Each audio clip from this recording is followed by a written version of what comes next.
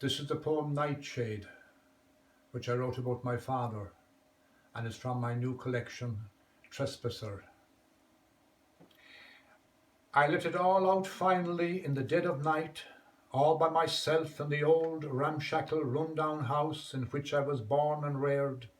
The storm raging outside like an uncontrollable demon, seeking lodgings for the night, as I, raging drunk, stumbled from room to room, in danger of splitting my head because of the flood of memories that threatened to choke me, roaring at the top of my voice, mourning you, O my father, as you plough the waves, crossing the Styx, all alone in your unstable, fragile coracle, heading into the unknown.